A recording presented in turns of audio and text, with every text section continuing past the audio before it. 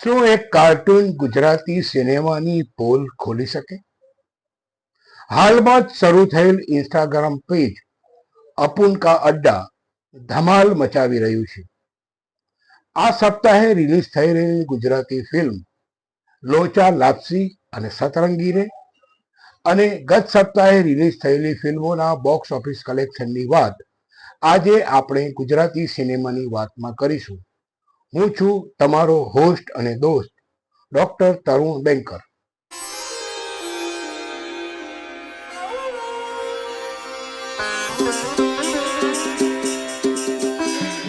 મિત્રો, આ સપ્તાહે બે ગુજરાતી ફિલ્મો રિલીઝ થઈ રહી છે અને આ બંને ફિલ્મો લગભગ બહુ સારા સિનેમાઘરોમાં, એટલે કે નંબર ઓફ સિનેમાઘર બહુ સારો આંકડો આવે તેવી રીતે રિલીઝ થઈ રહી છે. પહેલી ફિલ્મ છે લોચા લાપસી.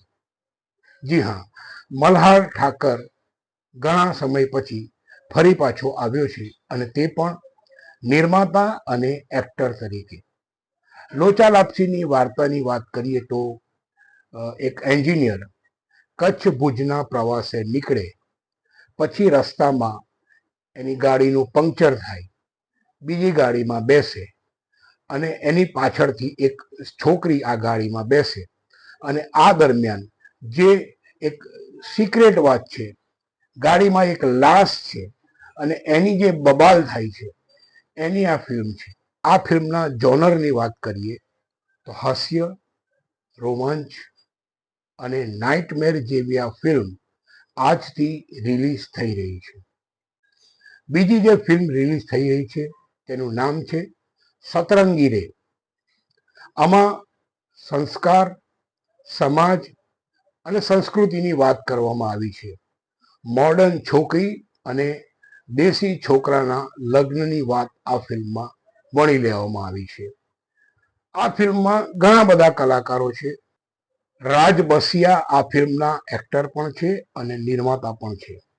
આ ઉપરાંત કથા પટેલ, મેહુલ બુચ, રાગી જાની, પ્રશાંત બારોટ, ભાવિની જાની, આમ ઘણા બધા કલાકારોનો કાફલો આ ફિલ્મમાં છે.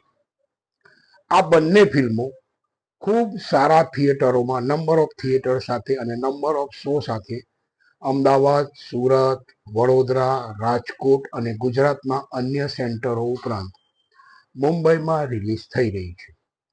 જોકે બે ફિલ્મોની ટક્કર છે એટલે કોણ ફાવશે અને કોને કેટલું કલેક્શન મળશે તે તો આગામી સમય જ બતાવશે.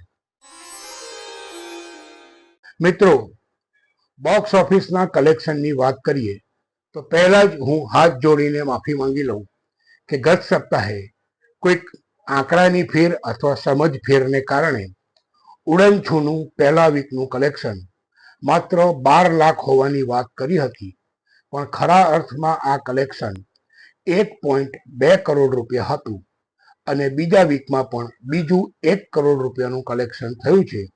એટલે ઉડન છૂનું પહેલા 2 સપ્તાહનું બોક્સ ઓફિસ કલેક્શન 2.2 કરોડના આંકડે પહોંચ્યું છે.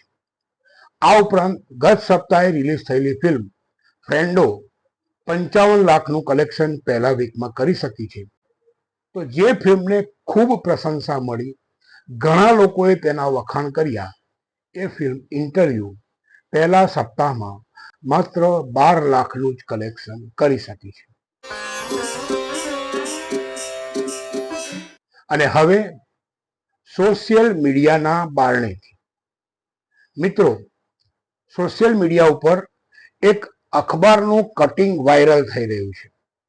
આ અખબારનું નામ છે ગુજરાત સમાચાર ડેઈલી. એમાં એક કાર્ટૂન થોડોક સમય પહેલા પ્રકાશિત થયું હતું. આ કાર્ટૂનમાં એક વ્યક્તિ કે જે ડિરેક્ટર છે, ફિલ્મનો ડિરેક્ટર છે, એ કાર લઈને જઈ રહ્યો છે. કાર સિગ્નલ પાસે ઊભી રહે છે ત્યારે એક ભિખારી ભીખ માંગવા આવે છે અને તેને કહે છે, સાહેબ, મને ઓળખ્યો? હું તમારી પહેલી 2 અર્બન ફિલ્મોનો નિર્માતા છું. મિત્રો, આ વાત બહુ સટીક છે, બહુ એજક છે અને આ કાર્ટૂનને ઇગ્નોર કરવો અથવા માત્ર કાર્ટૂન ગણીને તેને જતું કરી દેવું એ વ્યાજબી નથી. આ મુદ્દા પર ગુજરાતી સિનેમા જગત સાથે સંકળાયેલા લોકોએ ગંભીર ચિંતન મનન કરવું જ પડશે. કારણ કે હાલની સ્થિતિ જોતા ઘણા બધા નિર્માતાઓની હાલત એવી થઈ છે કે એક કે બે ફિલ્મ બનાવ્યા પછી એ લોકો આર્થિક રીતે પાયમાલ થઈ ગયા છે. કમાય છે કોણ? તો કે દિગ્દર્શક, એક્ટર, ટેકનિશિયન, ડિસ્ટ્રીબ્યુટર, માર્કેટિંગ કરનાર અને બીજા ઘણા બધા. પરંતુ નિર્માતાના હાથમાં જોઈએ એટલા નાણાં આવતા નથી. અનેક સંજોગોમાં એવું પણ બને છે કે તેણે રોકેલા નાણાં કરતા અડધા કે તેનાથી ઓછા નાણાં પણ પાછા આવતા નથી. ગુજરાતી સિનેમાની વાતનો આજનો એપિસોડ પૂર્ણ કરતા પહેલા ફરી એકવાર કહીશ, મેરે પાસ માँ હૈ. સિનેમા